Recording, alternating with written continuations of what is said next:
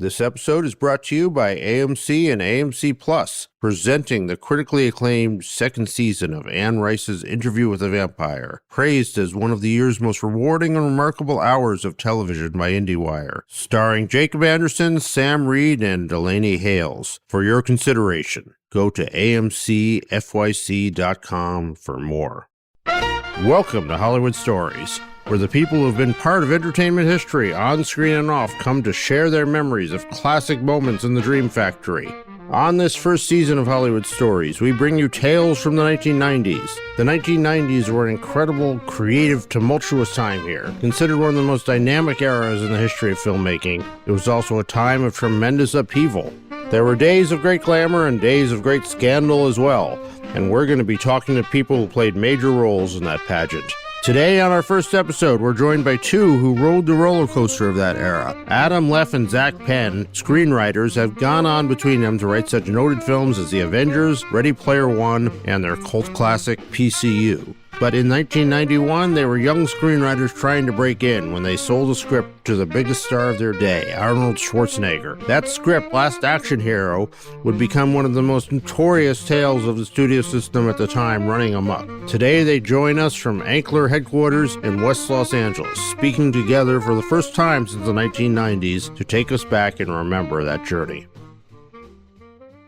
So I'm pleased today to be joined by two great gentlemen of the 1990s, two people I've known since the events described, who have an incredible tale of Hollywood, and I believe you've never told it together on the air. That seems right. Unquestionably true. No one has cared enough to ask us to repeat all this on the air. So I am pleased to bring together the writers of one of the most seminal films and events in the 1990s, Last Action Hero. There's Zach Penn. Hello, everyone. And Adam Leff. Hi there. Who are reuniting for the first time to talk about this incredible journey that they had through the 1990s. And so thinking through it all in the last week, I think this one is important because so much of what happened to you, if we can explain all the beats in your story, they all kind of need translating for modern times. Like there's almost nothing that happens along this road that is kind of a direct translation to the 2020s. Yeah, I was thinking that same thought, that it seems like a distant world that does not really exist anymore. The past is a foreign country, and so was Hollywood in the 1990s. So why don't we start out at the beginning here? You graduated from Wesleyan University, and what made you both decide to come to Hollywood, to become screenwriters, to work together? How did all that happen? Well, Adam was my TA in a film class, and the TA I liked as opposed to the one that I didn't, and we hit it off. Yeah, my finest student. What do you remember his grade or comments or? Yes, amp up the funny. He hard worker, very, very diligent. Attendance was perfect, I think. Attendance. No, I actually got a B-, I believe. I think they bumped it up to a B+, but Adam was not. That had more to do with your previous TA. Yeah, that's what I'm saying. Oh, sorry. That's what I was going to say, is that I had another TA. I'll never forget the comment that I got. I wrote an essay, and, put it this way, I was a pretty good essay writer, for film class, and it was me trying to puzzle through the language of Citizen Kane, because the class was called Language of Film, and the notes that he wrote were like, think harder, and, this isn't enough, come up with more. It's just a very funny thing, But Adam was someone that I think, we immediately hit it off.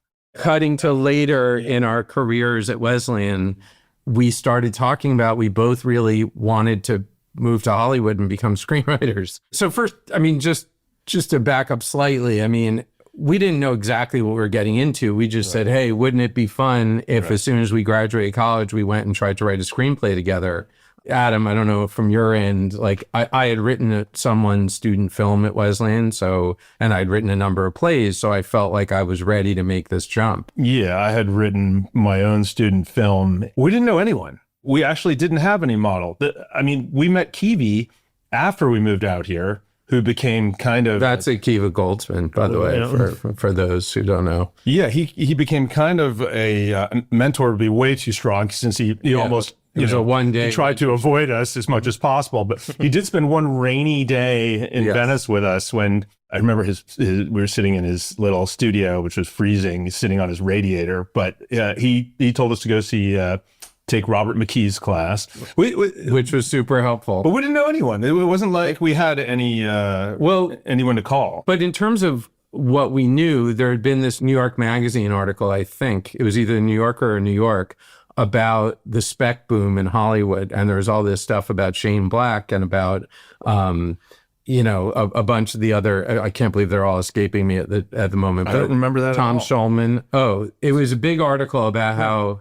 So you knew why we were coming out. Yeah, I knew. I had no idea. So Shane Black, who will return to the story, yes, was the sort of the icon of spec script. Right. Come to Hollywood, write a screenplay, sell it for a lot of money, get to hang out with movie stars or do whatever, go to fun parties. And these were the days when you walked into any coffee shop and every single person there was writing a screenplay on their computer. That's true. Yeah. If they, a lot of people, computers were still... Yeah, we didn't really have it. It was before laptops. By and large. Well, we had, Adam and I think, had extremely bulky laptops that we carried around. I would say this, that we both, I think it's fair to say that we both thought, hey, we could write like a good, fun commercial screenplay. We can write like a big dumb movie. This is something that if we put our minds to it, we could do. And we both became script readers, right? We both... After we got out here. Yeah, after we got out here. So there's one step you're skipping, which is in the spring of our senior year, was my second senior year, your first senior year. We started having breakfast about once a week and outlining The Giant Rat. Oh, really? Wow. I don't remember. I thought you did it all. Your first script was A Giant Rat. Yes, A Giant Rat terrorizing people in Central Park. Yeah, that's right. And the few contacts we did have through our parents, in my case, Keith Barish, who produced The Fugitive. In your case, you had another good contact, I think. Someone through your dad? Yeah, someone through my dad, but I remember that contact just blew me off. And the Wesleyan people actually blew us off too. Except for Kiwi later. Except for Akiva. Anyway, the Giant Rat script as a calling card was a big wipeout. And again, people told us to go take a screenwriting class. So tell me about the Robert McKee class in those days. What was that like? This was hugely influential. I don't think this can be overstated. It was everyone took this class and quoted it, and so Kiwi, who was then already one of the biggest screenwriters in Hollywood, right? Yeah, he was writing Batman. He was writing maybe Batman was a little later. What was his? But he had written a spec that got him a huge amount of attention. The one about, I think, an autistic kid who. Yeah, the autistic kid script. Yeah. And behind, Indian Summer. Yeah, Indian Summer. Behind the scenes, he was basically saying, if you take Robert McKee's class, you will figure out how to do this. Do not talk to me again until you have taken his class. And we took it. And tell me what the class was like. Well, it was like the language of, ironically, it was the language of Hollywood film, in that part of Kiwi's point, right, was that McKee's going to teach you the vernacular that all the people in Hollywood are using, so it's going to help you have this conversation. But his book was called Structure, so he story structure. So there was story was one, and then there was structure. But here's the thing, and by the way, I'm still in touch with. I actually talked to him last week. Wow. Weirdly, he asked me to read a chapter of his book. One of the things that McKee did so well was his class was a performance. It was 3 days of this incredibly enigmatic, basically like a college professor, taking you through, here's what actually makes up a screenplay. Here's how to recognize what a good screenplay is, as opposed to someone who was claiming he was going to teach you to write well. It was absolutely filled with people, from Hollywood. Like every class There were people in it that it wasn't just writers; it was development executives that's right. took it as well. So you learn this vernacular such as inciting incident, mid-act climax, second act climax, which is what, as Zach kind of just said, you're going to be talking to all these executives about. And if you didn't know what they were and you didn't have one, then your script didn't look like a script. Yeah. But even on a fundamental level, one of the things I really appreciated about McKee, and just to give people a sense of what this was, it was a 3-day seminar. It felt a little culty, you know, because people were so enamored of him. And actually, this has been an adaptation, so you can go watch that and get a sense of it. Yeah, the Charlie Kaufman adaptation. Robert McKee is a character played by Brian Cox in that film, and right. He pretty much gets it. Yeah, he nailed it. But what I would say is, I remember him just, for example, explaining reversals, like the idea that every scene had to have a reversal in circumstance for a main or supporting character, or it wasn't a scene. And that sounds like, yeah, no kidding. But I mean, I read a script last year where there were like 40 pages in a row where there was nothing that would technically be defined as a scene, like by those terms. So it's weird. I mean, I think Adam and I had like an intuitive understanding of it, but it was like, I think we looked at each other like, right, these are the words we need. It was a really energizing thing. And it's very hard to be cynical about it because it absolutely fueled us. And got us really excited to write a script. So coming out of that class, what was your thought of what you? Well, we thought we knew what we had to do. We had a roadmap now of how to do this thing. But as you mentioned earlier, we were then script readers, both working for Quincy Jones Productions, and then you had a second job with Danny DeVito's company, right? Oh yeah, with Jersey Films, right? But we've been reading tons and tons of scripts, which was very helpful in figuring out, you know, what to do, what not to do. The smartest thing I think we did was after The Rat, we decided to write a sexy thriller, as we put it, which was a huge genre at the time too, which is Fatal Attraction and Heat, No Way Out. Basic Instinct, Fatal Attraction, Heat, No Way Out. Yeah. I think, do you mean Body Heat or Heat? Body Heat. Okay. Thank you. But no problem. But that's what I'm here for. But I think coming out of McKee's class, we both were like, oh, okay, now we know how to write that script better. Right. But the smartest thing we did was we finished that script and we read it and we showed it. Some people who were like, this is pretty good, you know, better than the last Giant Rat script, which by the way, we went back, the Giant Rat script was perfectly funny and would have been a good later purchased by New Line. That's absolutely, we sold it later. But what we did do that was smart was we said, you know what, this script isn't good enough. Let's put it aside. And we had been kicking around this idea for, you know, it was called Reverse Purple Rose in my notes. Referring to Purple Rose of Cairo, right? And it was just kid gets sucked into an action movie. Yeah. And I think we basically said to each other, instead of trying to break in with our Rat script, which nobody wants to read, and this sexy thriller that we've written, it's mediocre. Good. Yeah, it's good, but maybe mediocre.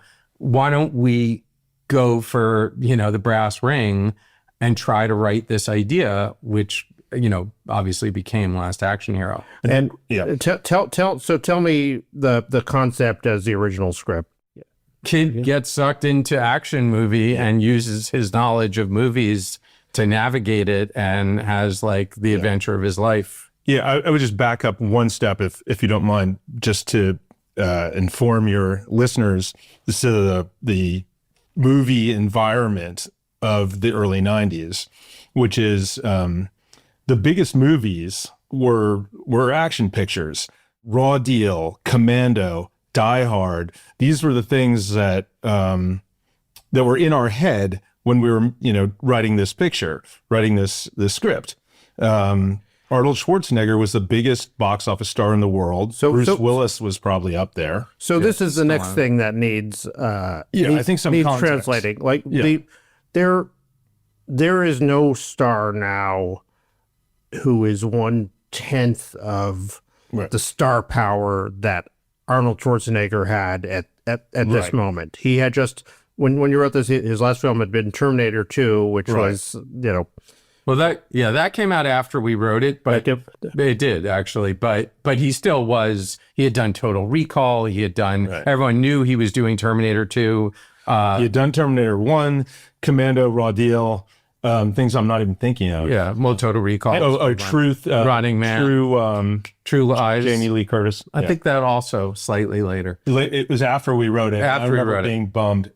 Anyway, and in the time of the monoculture, these films were events like you cannot understand film events being. I mean, the only comparable, like when Avatar comes out, or when, the next Avengers movie comes out or whatever. By the way, I think Barbenheimer maybe you recaptured a little bit. I feel like that's one summer, whereas this was a decade. Oh, sure. If not more. Yeah, so it spawned a whole industry, the action picture industry, with all these discount action stars like Jean-Claude Van Damme and Seagal, Dolph Lundgren, Steven Seagal.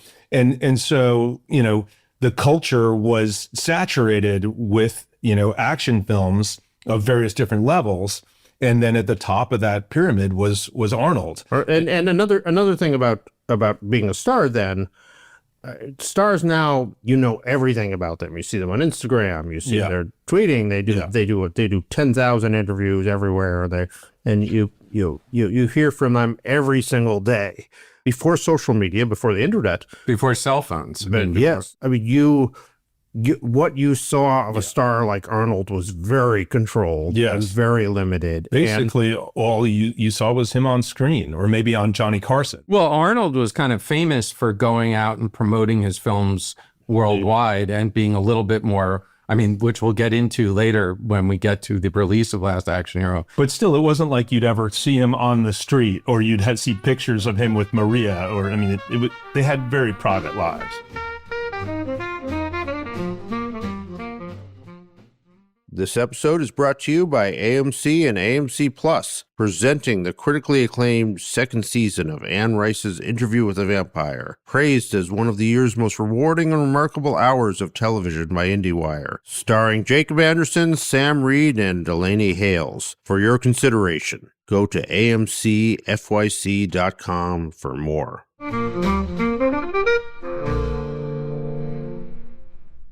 So you wrote a film in which the action star of it, that the boy in the film aspires to, what was his name in the script? It was Arno, a giant hulking Austrian action hero. So the incredible gumption of this whole story is that we wrote it for the largest box office star in the world, Arnold Schwarzenegger. We named the character Arno, and then, as fate would have Austrian. It found its way into his hands. So let's talk about that process. So first there's a getting an agent and all the other things. Can I back up even further? Let's talk about the research. That was the most fun. Yeah, so I think it's kind of worth mentioning that we're script readers. We're writing out of Zach's bedroom in a nice condo on Norton. And we're script reading. So the idea of going over the wall, the Hollywood wall, and, winding up, in a room, a week later with Arnold Schwarzenegger was unfathomable. Yep. So I skipped ahead a little bit, but we're writing in. Right. So we're writing in my bedroom, and we basically decide that what we're going to do is watch every goddamn action movie that's been made, and many of which we had already seen and enjoyed. Right. And we created a checklist of questions for each one of them, which were, who's the second most evil bad guy? When does he die? Right. When does it become personal? All these other things. Right. And tagline. Yeah. And one thing I'd like to, this might not be interesting to your listeners, but I don't care. One thing that Adam and I really connected on that I think I look back on so fondly is both of us, it's not just that we love genre, because we both do love genre films, right? And by that, I mean the idea of genre films, that there's entire genres and some of this came from Professor Joe Reed at Wesleyan, but some of it was just, I think, baked in. We loved all this, all the little details. I mean, remember Adam always talking about cockroach races, but like, which is a term, is a term for a certain type of thing that always happens in prison movies, right? But we loved and kind of reveled in the fact that there's always a scene where the hero goes in and beats the crap out of a bunch of people looking for information. I remember being so excited when we watched Out for Justice or one of the Seagal films and realized at the end of the movie that everyone he had killed or beaten up actually had nothing to do with the crime. So he basically murdered a whole bunch of people pointlessly. But anyway, we kind of reveled in, we loved these films and we kind of loved all the little details of them and the specifics. So we spent a good few months like really researching this and then outlining and then writing. I mean, I guess we spent about 4 to 6 months actually writing. That's what I was thinking. And I was thinking it was 6 months when I was thinking back at, and then just which is on just to remind the listener, this is all on spec. There's you have no assignment. No. You have no reason to believe that anyone will ever. This was all punctuated by tennis and going out and having drinks with you or some other person that, various people who don't want to be named in Hollywood now. But yeah, I mean, this was something that was, as Adam said, like we used to laugh about it, I think, even just the idea that we were doing this. And I did have a meeting. There's a couple of people, one in particular, who said, you're writing a movie about movies. It's an enormous mistake. Don't do that. Right. Making fun of the most untouchable person. And also making fun of the genre at the same. And I remember thinking, but I think we discussed this, that we just felt like no matter what people are saying, this script will read well. It'll be funny. It'll have. It would be a good sample. It'll be a great sample, and we will get an agent. That's our goal, is getting an agent. That's right. And that's all we cared about. We thought there's no way Arnold's going to actually make this movie. It's probably won't even get bought. But this script will be because we had read all these other spec scripts that had gotten people agents, so we thought this will help. So how did you get an agent then? Our boss at Quincy Jones Productions was a guy named Dave Bartis. That's where you were reading scripts. That's where we were reading scripts. Yeah. And we gave the script to Dave. Dave later became a big executive at HBO, right? Dave was really complimentary, which was the first surprise, and said, yeah, it's actually pretty good. I'll give it to someone I know at Intertalent. And Intertalent was a sort of up-and-coming agency formed by Bill Block and Marty Bauer. Bill Block, who went on to produce Blair Witch and became eventually head of Miramax. Right. So, but we also knew, to be fair, because of all the people that we had come out to Hollywood. I mean, we'd come out to Hollywood with this whole mess of people from Wesleyan. Oh yeah, we knew some of the assistants at Intertalent. Well, that's the thing. We knew guy. We knew assistants at every agency. We knew all the least important and least powerful people in Hollywood. That's true. And Mike Goldman. Yeah, Mike Goldman. But also, I mean, we had this idea that if we could get all our friends to hype up this spec script to not just to one agent, but to multiple agents, that would increase our chances. Like if we could create a bidding war over the script itself, just in terms of getting an agent, that would be a strategy that nobody would really see coming. And it fucking worked. I mean, it worked like a charm. I mean, I remember us coordinating the day that like the script got put on Chris Moore's desk, and we called Mike Goldman and said, okay, go tell him you read it. And then other people were calling other people for us, and people that I was, people who liked the script. Nobody was lying, but they were all talking to their bosses, and that created this, and I'm sorry if I'm skipping ahead, but this is something I just remember so vividly. Was that day that we actually sent the script out, we were sitting, you had to sit by the phone because there's no cell phones.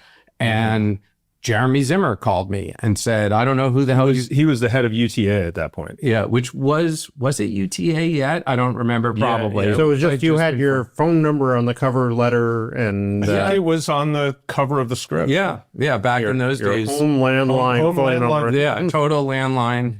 And it worked. I mean, it got a bunch of people interested. Well, Zimmer had found out that Intertalent had interest, and he was already talking us out of signing with Intertalent before Intertalent had ever called us. Right. So were you mystified? No,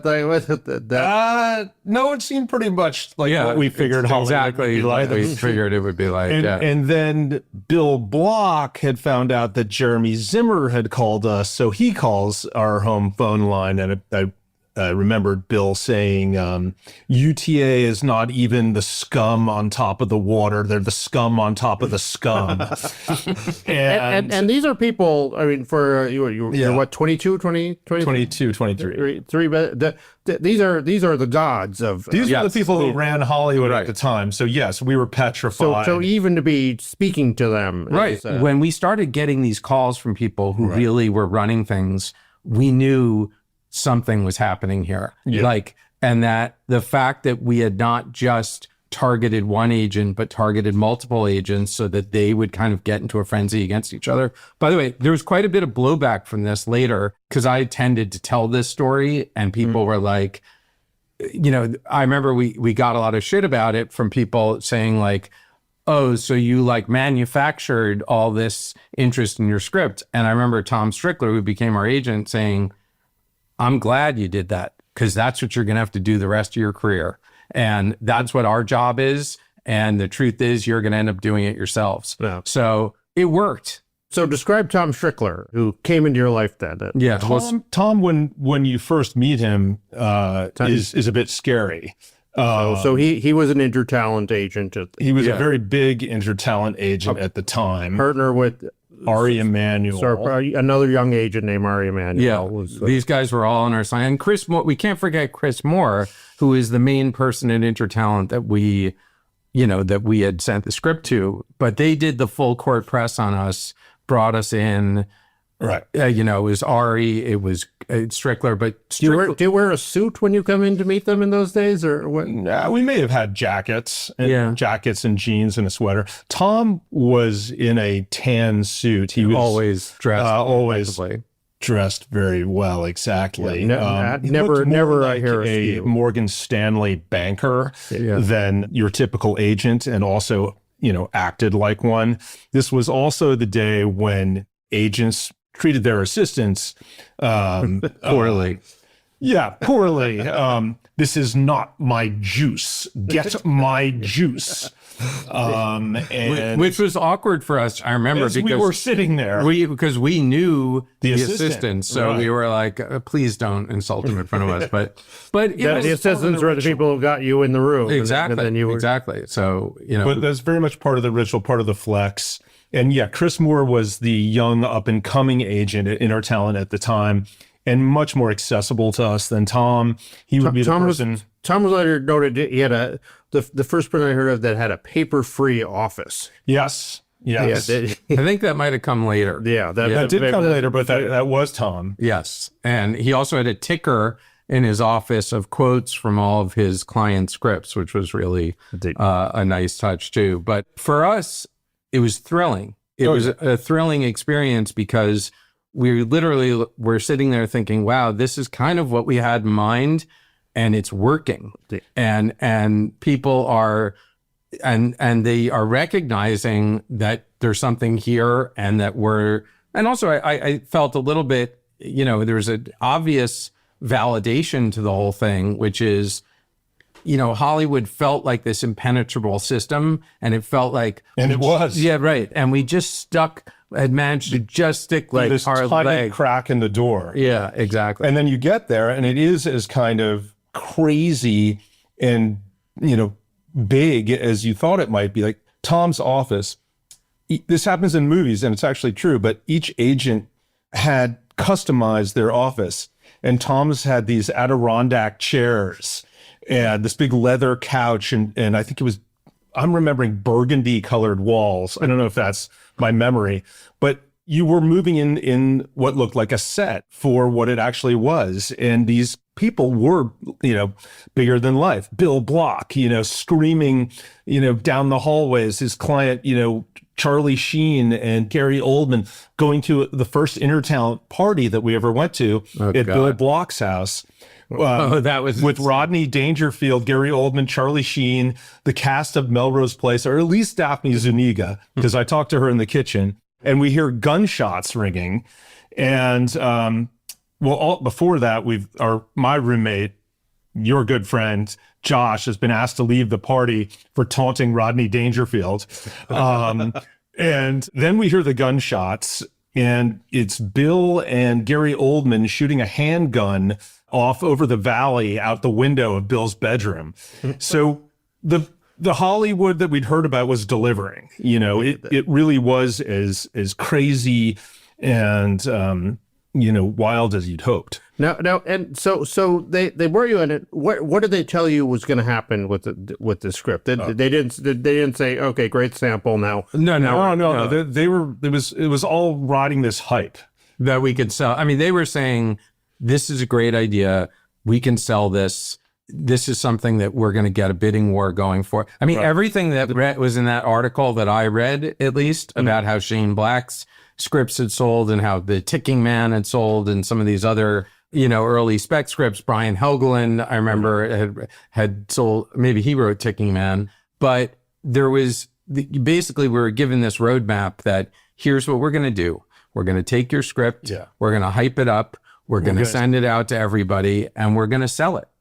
Bidding wars, which I guess another thing that needs to be trimmed. They happen now. They still happen, but it was the goal. It was the grail. It was what you wanted. It's what all agencies tried to do. And as Zach just said, they tried to tell each studio that the other is interested in making a bid. And obviously there has to be some truth to this because people pick up the phone and call. And just to set it up a little more, so this was the day of the spec script. The spec, sort of original spec scripts dominated Hollywood in a way that is unthinkable now. Shane Black sold The Last Boy Scout for a record $4 million on spec. Yeah.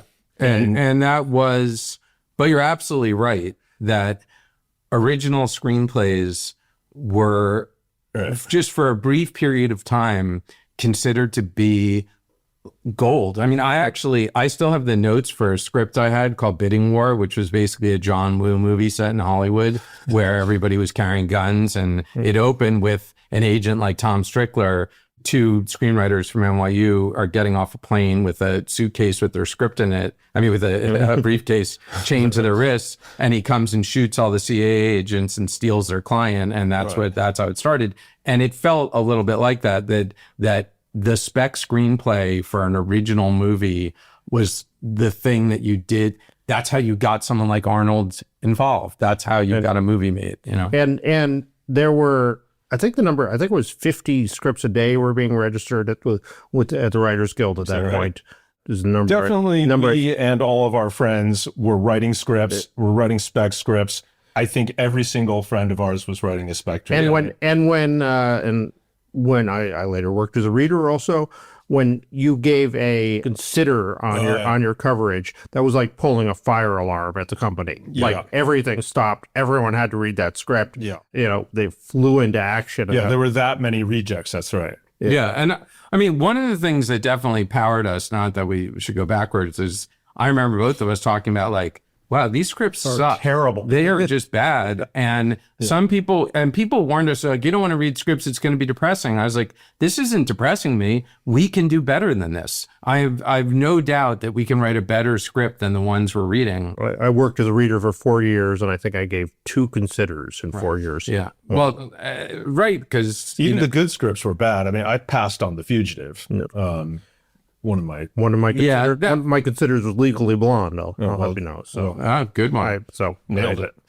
I didn't get a producer credit on it, but I don't even remember giving a consider to anything, but I'm sure I did at some point. But to get back to your point about the spec script and how much Hollywood has changed and how screenwriting has changed. Yeah. There's still, spec scripts sold. I saw one sold yesterday. There's ones that sell here and there, but the idea that you'd be considered, that you're treated almost like a star because you can write a spec screenplay, that was an early 90s thing that eventually I think really went away. Yeah, it was a very common verb. He's speccing it. Are you speccing it? Yeah, we specced it.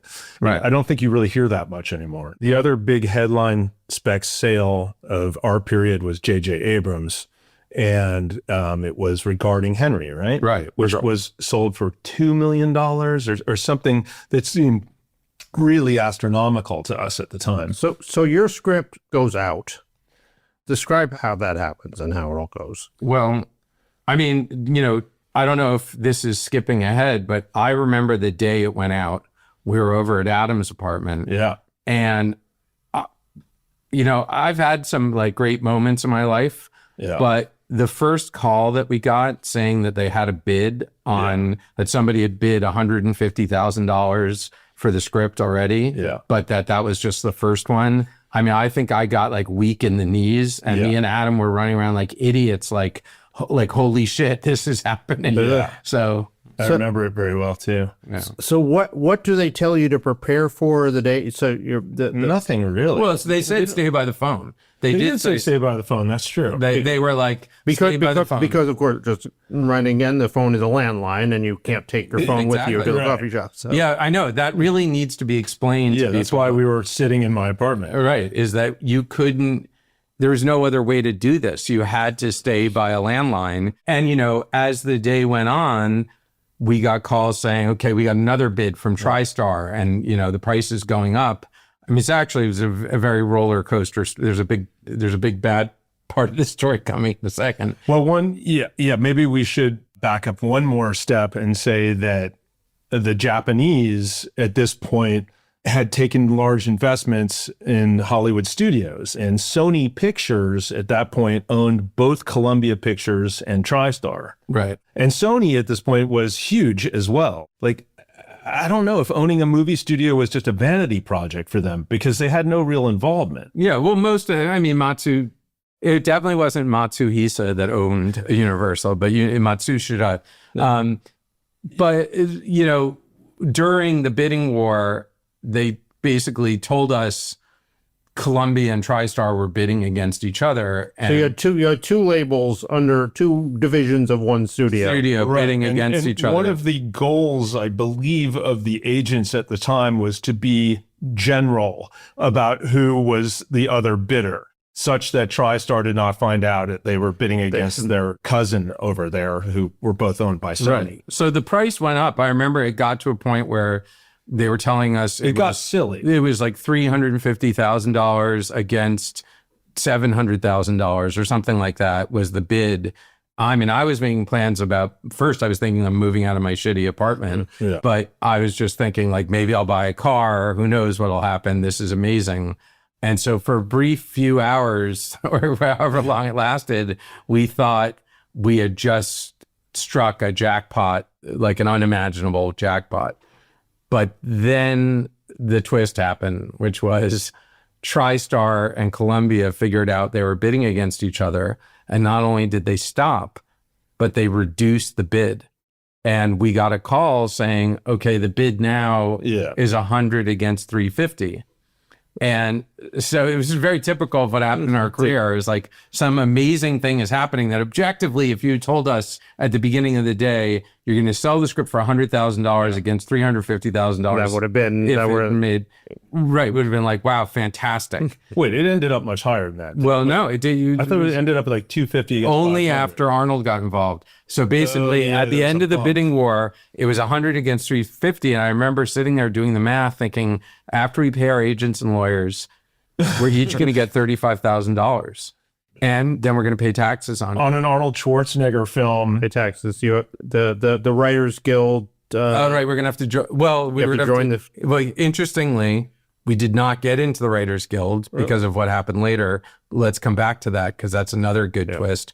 But what I would say is, once we realized, okay, wait, this isn't quite as big as we thought it was going to be, there was a little bit of a come down, although we then went and celebrated with the agents. Then we got invited to parties. Then we got, like other things came with it. So the sheer number involved didn't seem as important. Now, later, when Arnold got involved, that number would get boosted back to 250 against 500. So don't cry for us. We did quite well. Which was just a ton of money to 22, 23-year-old guys who were, reading scripts for $50 a script. Yeah. I mean, I literally had run out of money at the point that we'd sold Last Action Hero. And I was like, begging my dad to give me more. And he said, no. And my father was telling me I had to go to film school if I was going to continue doing this. And basically we were at the end of the road when this happened. So you make the deal with Columbia there. Yep. And what happens then? Well, this is again shocking and something that I don't think typically happens anymore. But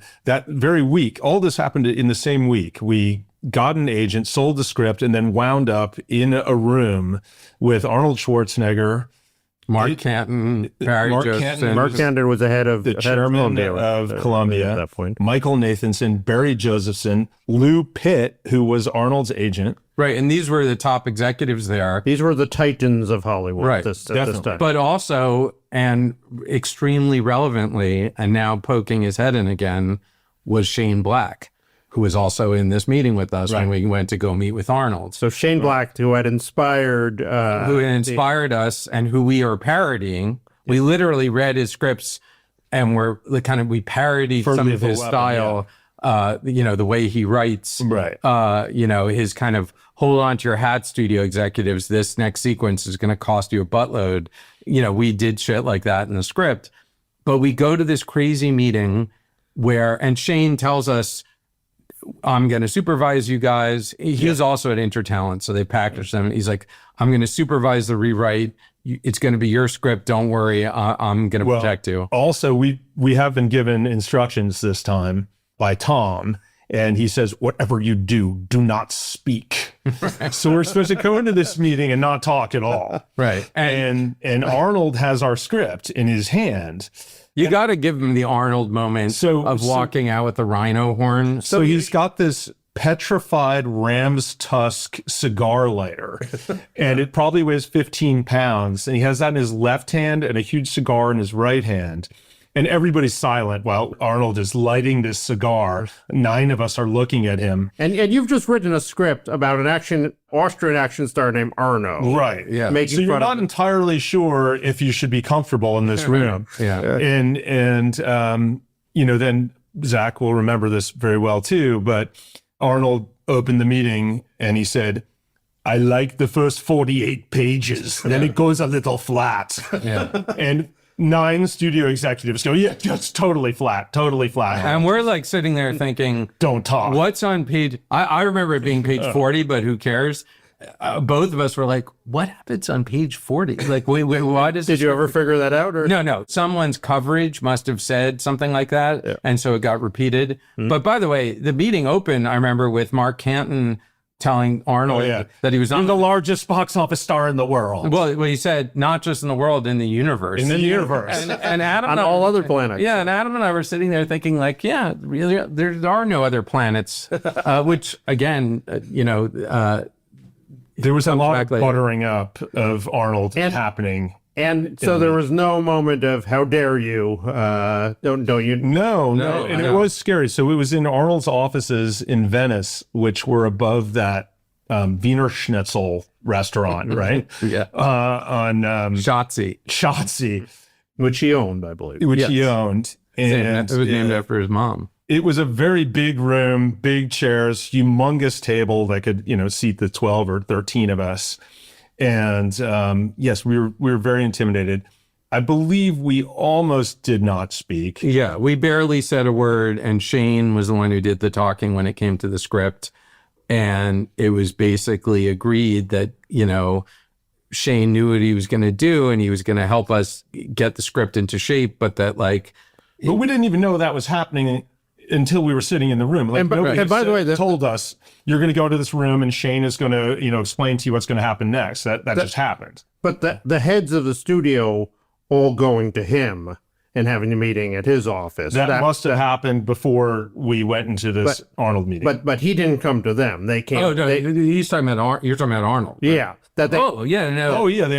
Everybody. It was a pilgrimage. It was nobody. There was no. All the Arnold. studio brass came from Columbia to Arnold's office. Shane came, Arnold's agent, us. I feel like there was someone else in that meeting. Yeah, everybody was there. It was a collection of the most powerful people that we had met in Hollywood. Never heard of in Hollywood. But yeah, that was the way it was done. But really, our role in it was minimal because even though people were complimentary of the script and the idea, and they talked about how much fun it was going to be, there was no like, hey, you guys wrote it. What do you think? It was just more, let's, and even Shane, I think, spoke in more generalized platitudes about what needed to change in the script or how to fix the page 40 problem. It was ceremonial. Yeah. It was and there, what's amazing, I mean, action films have done very well for Arnold Schwarzenegger at this point, and he's willing to commit to a film parody of himself and his career. I think that, well, in hindsight, it might not look that sharp, but at the time, it actually seemed clever because anyone with their eyes open could see that the action film had reached a point of self-parody even before we'd gotten to it.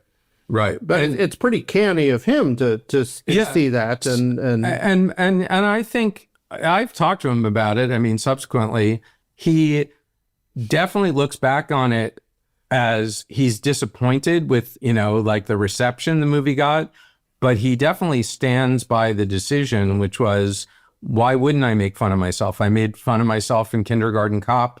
I made, Twins. That was part of his charm. He never played a character named Arnold Schwarzenegger in a movie. Yeah. Right. Well, that was something that we did not have in our script. I mean, and I don't want to. What do you mean? Well, in that, I want to skip ahead. No, I know. But what I'm saying is one of the big changes in the script, which we'll probably get into, is the fact that the movie became as much about Arnold Schwarzenegger, the real person, became so much more important in the plot. In ours, once the kid goes in the movie, he doesn't come out till the very end. So we never really dealt with what does Arnold Schwarzenegger think. There's not one moment of Arnold Schwarzenegger and his wife at a premiere or any of those things. And that is something where, I'm foreshadowing the fact that decision was indicative of a bunch of, I think, wrong-headed decisions that sunk it. So let's get to that. So you leave the meeting, the champagne bottles are burst. You are making an Arnold Schwarzenegger movie, which is, akin to... Very mind-blowing. That is the biggest thing that happens in Hollywood then, and you're doing it. So what are your marching orders coming out? Well, and then we get fired. Well, our marching orders were to go have a meeting at Hamburger Hamlet with Shane Black and talk about what we were all collectively going to do with the script. Yes. So we had dinner with Shane. Hamburger Hamlet, a very important restaurant chain in Hollywood. I think we were a little disappointed that he didn't take us someplace nicer, given how much he was going to pay for it was part of the thing. But I mean, that meal, something very specific happened at that meal. That's right. And I hope I'm doing justice to it, but Shane at one point said to us, and let me say this, I've made my peace with Shane. Like I had a lot of fights with him. I've subsequently made my peace with him. Both of us have huge admiration for him as a writer. We were psyched that he was helping us because he is a great writer and someone who I think, Quentin Tarantino kind of stole a lot of his thunder, but he was really ahead of his time in a lot of ways. Yeah. That said, one of the first things he says to us is, do we like Saturday Night Live? And both Adam and I do. And we say, of course, yeah, it's great. And he's like, it's not great. It's bad. It's not funny. And we're like, oh, okay. Why not? And he said, you know why? Because all it does is repetition. All they do is repeat the same jokes over and over again. And that's not comedy. And I remember Adam looking at me, like Adam was definitely better at staying quiet than I was. And I'm like building up. I'm like, I cannot let that comment pass. So, and Adam's like, maybe don't say anything. And I was like, well, Shane, when you say repetition isn't comedy, what about spam? Like, what about the spam sketch? And he was like, not funny. And I was like, the spam sketch isn't funny. I was like, well, what about, and I start rattling off. And in my mind, I probably wasn't paying attention, but in my mind, Adam is sitting there like, oh my God, Zach, what are you doing? But I start saying, Shane, I start going through all the funny things that I like, whether it's Airplane or anything by the Monty Python guys. At this point, Shane is staring down at his knuckles. Right. Because I'm saying, not looking up anymore. Right. Because I said, I'm getting the dawning sense that we're about to get tossed off this project. I remember saying to him, Shane, I think repetition might be one of the cornerstones of comedy. Now that you mention it, I not only don't agree with you, I think it's the opposite, which I'm not sure that alone is what made Shane decide that he didn't want to do this with us, but I'm sure it had some part in it. Let's just say by the end of the meal, we were off the project. Yeah, but we didn't know that. No, we didn't. We thought it had. Shane, we thought it had gone quite. So how did you leave it at the end there? Hey, get together soon. Yeah, we'll start working on it, and then we find out that we are not going to be working on the draft. And one of the things that's interesting about this is normally you get, when you sell a script, you get what's called a draft and a set of revisions, right? And that's because they're going to want you to do a rewrite and they negotiate a low fee for the rewrite or whatever. We had no step in our deal. And in fact, because the decision was made to get rid of us immediately, we couldn't get into the Writers Guild because the script had been bought, but we had yet to be hired to write a screenplay. So PCU got us into the guild. So when you sell a script, typically it's not the sale that gets you in it. Generally, as he says, that you're when you're hired, you need to be hired. Work for hire, right? Yep. Because anyone can sell a spec script without being in the guild, and then once you sell it and when you do a rewrite, you've got to join the guild. So that was a pretty. I mean, let's just be honest. I mean, that was fucking crushing. So how was the news delivered to you? That I don't even remember. I don't remember either. I mean, I just remember thinking, like we kept calling Shane anyway. We were like, okay. I mean, at least I did. I mean, I felt like he had brought in this guy David Arnott, an old friend of his, right, to write with him, and we just figured, well, at some point, something's gonna. I think we were just confused, and I think our agents were like, what's the next thing? Like, what are you going to do next? But again, at the beginning, if they had told you, like, when you were sitting, before you sent it out, said, we'll take a script from you, we'll sell it, but other people are going to rewrite it, and it'll be a big script, and you'll go on to the next thing. When you were just in your apartments there, that would have been... Probably we would have been quite happy, but our hopes had really been raised. Yeah. Right. And by the way, it's reasonable to assume that you're going to get one shot to try to do the notes. I don't think either of us were under the impression. I mean, we were thinking, hey, we've got Shane Black mentoring us. We're golden. Yeah. Like that, this is going to work out great for us. We didn't really expect except for the mentoring part. But I can't remember, but I remember, I think we were focused on other stuff pretty soon after. So the script then became one of these famous 100 writers. So Larry Ferguson was brought on to do the third act. William Goldman was brought on famously for $1 million a week. Yeah, I think $1 million for a draft. And what he did was, I just remember this so distinctly. Ad Hart. Right. And what the Golden Ticket was him. Golden Ticket is, I think Magic Ticket is Shane. I thought that was Shane. No, Goldman was brought in to add some heart. Oh, well, here's what Goldman did, because I remember it distinct. I remember reading the Goldman rewrite. I mean, I was too, like, in retrospect, I should have just moved on, but I couldn't. Like, I wanted to follow what was happening. I used to call Mark Canton to give him my thoughts on the latest script that I had written, which is, I can't believe he took my call.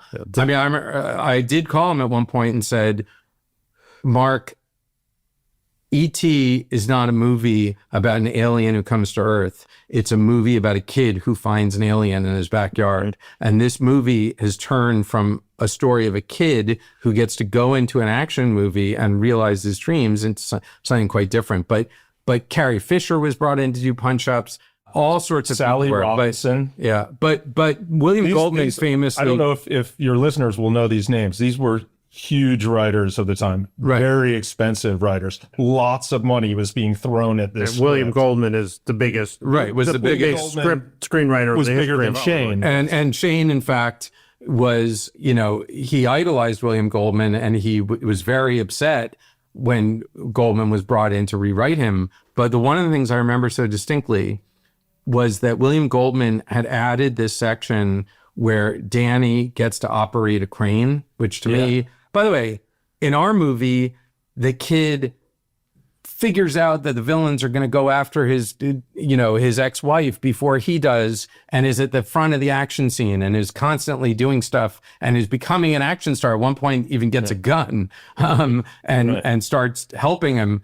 In the movie, the big thing they came up with, because this is every 13-year-old's dream, is obviously to operate a crane, right? Like, so in the movie and in the script. And it's a real dead part of the movie, too, when you watch it. It's terrible. But in the script, William Goldman wrote, and in this moment, as he's operating the crane, Danny goes from being a boy to being a man.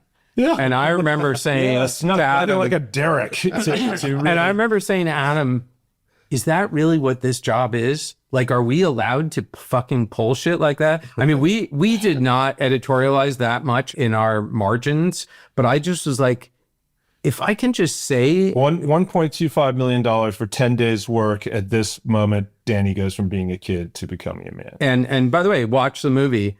He does not. No. He remains a kid. So it's super boring. It occurs to me, I've never operated a crane. It's a dream. It's a dream. If you got sucked into a movie, So just sticking on the kid for a second, I've thought a lot about this since, but our version of the film in our spec was much, much darker. The kid was 15 or 16. His parents were absent.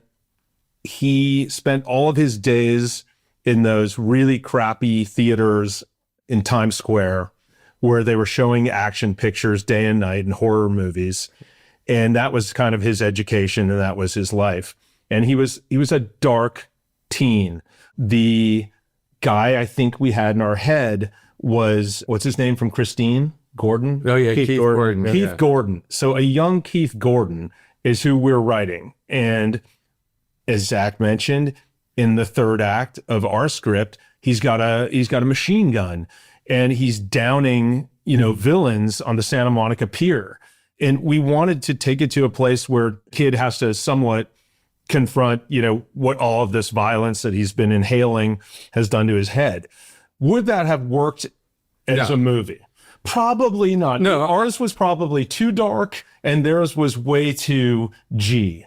Right. But also, I think they could have, I think the biggest mistake they made, and people will say to us subsequently, oh, your script was great, I read it. And I'm like, it wasn't great. It was like, if actually 40 pages wasn't that inaccurate, that's when it started going down. Although we had a lot of we had a number of, one of the best things we had was the opening sequence was this giant set piece in the Beverly Center. Beverly Center parking lot. Yeah, where like he uses the laser on his gun to set off all the alarms in the parking lot. He sticks chewing gum in his ears. I mean, it was a giant set piece. And then in the movie, they go back through that same set piece, but the kid knows everything that's going to happen. And so it's this which, by the way, one of the first ideas we had is like, oh, if you could go into a movie, the most awesome thing would be like, hey, Indy, they're going to be waiting for you at the end. Don't go left instead of going right or whatever. Gone. All that shit just gone. Like all the stuff that was like the wish fulfillment aspect of it just was bled out of the script until what you were left with was something that also didn't feel exactly like an action movie. I mean, it was filled with like mob stuff, fart jokes, all sorts of things that just felt like it was just grabbing from all these different places. But don't be under any illusion, listeners. It's not like our script. I've certainly, there's scripts of mine where I feel like if they had just shot that, it would have been a good movie. Last Action Hero needed work. I mean, we'd only worked on it for a few months and we were 22 years old. Right, yeah. So when it goes into production, are you completely outside of it then? Or do you visit the set? Do you? Well, that's a complicated that's where it gets embarrassing for me. There was the great set ban. Well, one of the things that I got, believe it or not, in the deal was I wanted, because I was an actor too, and I wanted to get my SAG card. And I asked them to include in the deal that I would get a line or something so I could get my SAG card. So I was on set for 3 weeks. I mean, I was there playing this bit part. And I mean, there's a lot of horrible, juicy stuff tied into this. One of the things was that before the movie started shooting, Adam and I were like incredibly excited that this movie was actually getting made. I mean, we weren't so cynical. We were like, when we heard the movie was actually greenlit and was going to get made, we were thrilled. John McTiernan, and McTiernan was the biggest action director at the time. Yeah, October, Die Hard. Right. We were thrilled about it. And I remember calling Shane and saying, so, have you gotten the schedule yet? Do you know when it starts? And him saying to me, why the fuck would you want to go to the set? And I remember being like, I don't know, because I co-wrote the original scripts. I mean, whatever. I've never had a movie. I think I said I've never had a movie made before. Like, I'm just excited to see it. And Adam and I had taken a tour of the Hamlet set as it was being built. It wasn't like people weren't like, stay the hell away at first. But Shane said, don't go to the fucking set. Nobody wants you there. It's not your movie. Which turned out to be true. Well, it is. They also true. didn't know who we were when we first showed up. So what happens when you? Well, we went to the set in Malibu. Right. One of the first weeks of shooting. Yeah. And these location PAs, they were like, you're not the writers, because is your name Shane Black or David Arnott? I'd never heard of us. And so there were these series of radio calls with the PA to the, AD to the, DP. And then finally it came back down that they'd heard of us and we could go to sort of the next, gated area. Right. But just to give you a sense, John McTiernan, I never met John McTiernan. I mean, I was on set of Last Action Hero for a total of a month, probably, between all the weeks, because I kept showing up. I was like, if they're shooting in New York and I'm in New York, I'm going to go by the set. Like, never met John McTiernan, never wanted to meet us. Charles Dance was very nice. I remember that.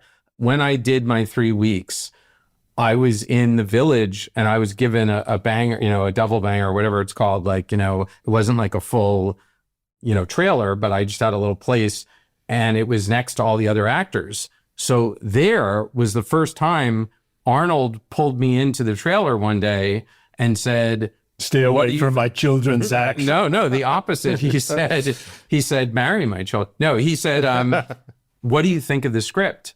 And I was honest with him. I was like, I think it's kind of gotten away from the wish fulfillment aspect. And he's like, that's a good point, whatever. He was pretty cool to me. How did he respond to that when you said that? He said, that's interesting. He wasn't very charming. I met him as well. I don't think he was taking anything we said too seriously, but he of all the people on the set, who could have been nice to us, maybe an AD would have been nice to us. No, only actually Arnold was very nice to us. Yes, this sound guy, Lee Orloff, was really nice to me. And so it started a long, in the movies I've made, I always like seek out the sound people because they're always the people who are treated the worst and nobody gives a shit about what they want. So I spent some time with them. But F. Murray Abraham was a cool guy. And, there's a lot of different people. But one really heartbreaking, pathetic moment was, so the part that I ended up with was as a cop named Gromit. That was my character's name. And I was given a uniform, which I put on every single day. And I sat at a desk and I was sitting next to Colleen Camp. There's all these character actors were in the back, Tony Peck, all these like people that a lot, might be lost in the mist of time, but were serious, character actors were in this scene. And there was a day, every day I would sit there at my desk on set, and when they called action, I would move the pens around and I would do something to give some business because, you know, so it would look like I was an actual cop. And one day, like after the second day, Colleen Camp took me aside and said, Zach, You're not in the frame. you're not in frame. She's like, I'm not saying, and I was like, oh, really? And she's like, yeah, I don't mean to be a jerk, but you don't even have to do it because you're not in frame. And I just remember thinking, like, that was a pretty good metaphor. For what, that was a good, I mean, that, and then like one day they finally said, oh, John is going to put, the first AD is going to put you in this next shot. They need a cop walking by. And I was like, oh shit. Okay. Maybe all of this humiliation was worth it. And the shot is the one where Sharon Stone and the T-1000 walk out and I'm opposite them, you know, like I'm on the other side of the camera there too. So as you can guess, they didn't use the shot of the cop walking past. They used the shot of the T-1000 walking in. The whole thing was just an exercise in humiliation. I mean, after that, I realized, that's when I started to realize, okay, these people want nothing to do with us. Time to let go. Time to let go. And then I think the next time I had any contact with the movie, and correct me if I'm wrong, but you missed the press screening for some reason. Yeah, I didn't. The first time for it. We'd seen a fully assembled cut, and it may have been the final cut. And what was your feeling when you? So I was there without Zach. I was there by myself, and I remember vividly slinking down in my chair till my feet were all the way under the chair in front of me, and just being so crushed and so disappointed, and just so sad that it had, you know, that it was so unfunny. Yeah. And that the kid was a very nice young fellow, but he really sounded screechy and abrasive and just entirely wrong for the role. You know, and also he had nothing to do. I mean, that's the other thing. So I thank God Adam went to the press screen. My memory is that I already, having read the final shooting script, thought this is going to be a mess. Like, this doesn't make sense to me. I don't understand what they're doing. So you were braced for. But when Adam came back and told me, it sucks, dude. Like, I thank God, because I went to the premiere with 9 of my family members, with my parents, with my girlfriend, with my sister. I mean, there's all these people. And I too slunk down in my chair. Despite Adam's warning, it was still slightly worse than I pictured in my head. Like, I didn't. I'm in a movie. One of the real problems with that movie, by the way, is the post-production schedule is really rushed. And it feels like if someone had edited for another 6 weeks or 8 weeks, it might have been a better movie. But I will say that, like, my parents said at one point, did you write all these fart jokes? Like, I mean, there's this whole thing, Leo the fart is a character. Right. There were no fart jokes in our script. By the way, I like repetition more than farts for my jokes. But that premiere was one of the most desultory experiences I've had. So sometimes, you know, you've worked on a movie maybe, and you see a rough cut and you say, oh, I could see how this might play, you know, with a little, you know, tuck here and there. This was clearly a leaden turkey. From the moment you saw it, you knew this thing was going to wipe out. Well, so I just want to say, so cutting to the present, I have watched it within the last week. And one thing that needs translating is, you know, you see movies that are classic flops and everything. And generally, you know, it's clunky, there's problems. So the movie holds up fine. I gotta tell you, it's like going in knowing nothing. No one would watch this and say that must have been a huge flop. Like it's the action is good. Arnold is funny. Yeah, he's charming. Maybe we're too close to it. Well, I mean, there's things that you would do different, and the boy is a bit of a problem, but there's plenty of like good stuff in the movie. Here's the thing. The Hamlet scene works, and they did not change. Well, that's the one thing they didn't they change a didn't syllable change. from our script. Right. That they for those who haven't seen it, they do a action parody of Hamlet. Something's rotten in Denmark, and Hamlet's taking out the trash. That was probably one of the first scenes we even came up with. Yeah, but and that does still work. Here's what I would say is that I've had to, like, particularly in the Ready Player One press tour, everybody would come up to me talking about how much they loved Last Action. I don't remember if it was the 25th anniversary of its release or something like that, but it was this constant thing, which I started to learn. Don't say, well, I think it's a piece of shit when people say that to you. I mean, I was a lot older at that point. But what I would say is, one thing that is true of the movie is it's one of the weirdest blockbusters that's ever been made. It's got a lot of crazy shit in it. It's out there. I mean, John McTiernan clearly was not. I mean, Adam and I were talking about, Spielberg, Zemeckis. I mean, particularly Zemeckis. We just thought, like, who should direct? Someone with a sense of humor. Like a comic director. John McTiernan. By the way, John McTiernan and Shane, two people, action filmmakers. Yeah, and also just serious seeming people when you meet them, and intimidating. But what I would say is, there's no question that for other people and people who grew up as kids watching it, they don't see all the promise that was missed. They don't see, maybe they laughed at the fart jokes, like maybe they felt Danny became a man as he operated that crane. I doubt that. But for me and Adam, of course, how could we have that attitude? I mean, the thing I could not sit through, and I probably could not sit through today, was the screeching of the kid.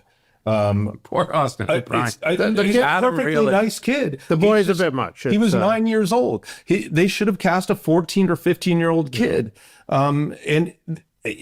This movie didn't have to be dark, but it also didn't have to be juvenile. And that just brought the whole movie down for me.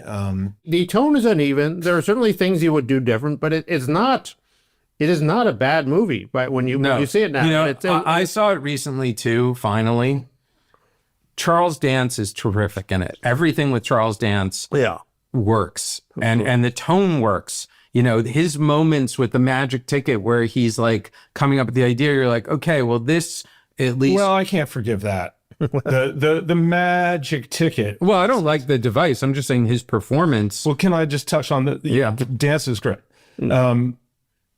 In our script, the kid, is drawn towards the screen the way you might be if you were a mesmerized action film fanatic, and he's drawn towards the screen, and in an effect that is not explained and does not need to be explained, he's just sucked into the film, and he winds up in a car wash gunfight with Arnold Schwarzenegger and 10 villains, and he's trying to figure out what's going on as it's happening. And I really don't think it needed any golden ticket for this to work. He was just blown in there by a dynamite. Blown in by dynamite.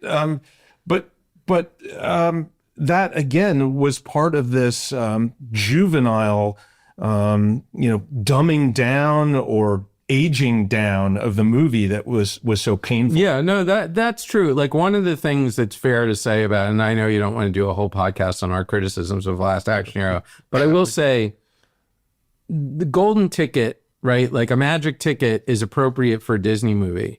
And it would be appropriate even if the blockbuster we were making fun of was a kid's movie. But the blockbusters we were making fun of were action movies. We're action movies. And that's the thing. And one of the things... Total misunderstanding. Yeah. And so in retrospect, it's easy to look back. Like, one of the things that's definitely true is you watch it and there's all these great little moments in the movie. I mean, there's moments that, like, when the dogs all form a pyramid. Right, it was great. There's a lot of really good things in it. But you know what it is? One of the most satisfying things that happened after all this was that there was an article that, like, the reviews, and specifically this article in the New York Times, that was about Adam and I, which I found out subsequently was because these publicists that were people that I had gone to, one of them was someone I went to high school with. She felt so bad for us that she kind of pushed the Times to do a piece about us, about these. And one of the things that came out of it, the narrative was, here's this movie written by two people who clearly love movies and love action movies, and it was handed to people who hate them. And what is true about those guys, I don't think it's fair to say that they hate action movies, but they were sick of them and they didn't want to write. Shane didn't, he didn't go on to just churn out action movies. I mean, his sequel, Lethal Weapon, killed Mel Gibson. He famously gave the money back. So I think that that's one of the big problems with the movie and was very typical of the Hollywood excess at the time, which was, let's just throw as many names and as much money at this as possible until it works. And that's why you have Sharon Stone and Danny DeVito and Jim Belushi and the T-1000 and the talking striped cat and things you just animate don't make cat, any you can't fucking sense by the end. Okay, final question on this. Have you shown it to your kids? So it was on TV for some reason somewhere, and I called attention to this to my older son, who was probably 9 or 8 at the time, and he walked out of the room. Simply not interested, but I will sit them down and have them watch it. My kids, I don't think have watched Last Action Hero. In fact, one of the things that was frustrating was it was hard to get them to watch PCU, which was a movie that we actually liked to work on. Right. And two of my kids went to Iceland, but they did finally watch it. The problem is it's hard. You can't get it anywhere. It's very difficult. But my kids have not watched Last Action Hero that I know of. I will just end by saying that I think you should show it to them. I think they would enjoy it. And I make a rule. You know what? There's a rule in the house, which is, because my wife makes movies too, is I don't make my kids watch any of my movies. And also they're adults now, they're 23, 20 and 19. So that's not going to happen. But I will encourage them. I will tell them to listen to this podcast, and maybe that will convince them to watch it. But look, no one's ever going to hate it as much as me and Adam. We'll always have that. Adam and I will always have our shared. It was just such a letdown. It was such a letdown. So we've got that, which, is fun. We revel in it. Thank you, gentlemen. We're now going to do a special lightning round here because this is a series of podcasts about the 1990s, about some of your favorite things of the 1990s. So give the quick answer. Don't think too hard about it. Heidi Fleiss. The Hollywood Madam. Bring that back. Your favorite song of the 1990s. Oh, wait, this was not freestyle. No, sorry. Well, I remember so distinctly Adam and I listening to Metallica, but also Smells Like Teen Spirit came out right around the time that we sold this. And I remember us just jamming to that song. And Enter Sandman. Yeah, and Enter Sandman. Who's the greatest star of the 1990s? Who is the star that encapsulates the 90s? Bruce Willis to me. Bruce Willis, interesting. I feel like we're probably missing. I want to say, is it actually Clint Eastwood or one of those guys? I think it might be still Tom Cruise. I think that Tom Cruise. But what's the biggest Tom Cruise movie of the 90s? I don't know if it was The Firm. Die Hard, Bruce Willis. Eyes Wide No, Shut. but Die Hard's the 80s. But The Firm, and he did a bunch of movies that made a lot of money. The Die Hard Few Good Men. sequels. Yeah. Okay. I hear your point about Bruce Willis. I mean, I think that's a valid. He made a number of disasters. I mean, this is an interesting question. I mean, Arnold was a huge star even in the 90s. But I feel like there's someone we're missing who, I do remember that it's always surprising when you look back and you realize how successful Clint Eastwood was. Or Kevin Costner. Right. And Kevin Costner might have been. No. And in some ways, he might have been a quintessential star too, in that he touched all the bases in terms of making Waterworld and The Postman, so. Yeah, it's somewhere between Bruce Willis and Kevin Costner. What were you wearing? Picture your outfit at the time when you were Jesus. writing this film. Oh, I have no idea. God damn. Probably Jeans and a t-shirt. Yeah, a t-shirt. Certainly a t-shirt and probably shorts that were probably too baggy, is my guess. Was it cargo short tie? Yeah, Or it's definitely a cargo short adjacent. What were your cars that time? Well, on the what you were wearing, I had a pair of Nike Michael Jordans, which I sold to Zach for $50. Yeah, it was more than that. You tried to mark them up. Well, you said because they you were made the good deal in the end. Yeah, those were great sneakers. I drove a Mercury Grand Marquis, which I kept for 10 years. Like it became kind of a thing when I used to drive onto the Fox lot. 48-foot long. Yeah, and it was a cheap car. And being a New Yorker, I was like, why would I buy an expensive car? I could just drive this thing around and let it get knocked up. But Adam had the Saab 900. Yeah, the Sobster, which was very much the, preppy serial killer car of the 90s. Very Robert Chambers. What was your power lunch spot? Well, Kate Manalini. Oh, Kate Manalini. That is a place I $40 miss. pork chop. But I fucking miss Kate Manalini. I do too. That place. We need another Kate Manalini. There's nowhere that's just the kind of. It's just like everyone could get what they want, and you don't have to worry about it. It's not, it's not tapas that you have to share with everyone. But some of my pet peeves by that. Gentlemen, thank you for sharing your memory. Amazing time, amazing story. Well, I think it should be said that Richard, you were there at the premiere in the limo with my date Jen Banbury. That's right. You were my +2. Me and Josh David. Josh David, who famously taunted Rodney Dangerfield. Yeah, it was my first premiere that I went to. I went in and said, "Wow, this is going to be the biggest film ever made. This is that's incredible. I can't believe they did this, and the film turned out perfect." Were you flipped out when you saw it? No, I thought it was great. I thought Really? it was. I thought it was. I thought it was great, and I had no. Do you remember running into Tom Strickler at all there? I do. Everyone at the premiere was in a very fancy suit and tie, and Tom wore a Patagonia fleece, which I think was his way of saying, "I have nothing to do with this movie." Yeah. It was a grim after party. I mean, Well, it was extremely expensive. They took over this town of Westwood and put a red carpet down where Westwood where my son's high school is right now. That's The where we parking have a lot. buffet. I thought, oh my God, this is incredible. This is a Hollywood premiere. This is the film was great, and I thought it was a great premiere party. we're gonna have to do a podcast with you, Richard, where you talk about why you thought it was a great movie, because I wanna go deeper on that, but we'll save it for another time. thank you, gentlemen. Thank you so much, Richard. So that was our first thrilling episode of Hollywood Stories. We hope you enjoyed making this journey with us back to the thrilling days of the 1990s. Thanks very much to our wonderful guests, Zach Penn and Adam Leff, for sharing their stranger-than-fiction tale with us. And please join us again next week for another amazing, incredible, not-to-be-believed Hollywood story from the 1990s.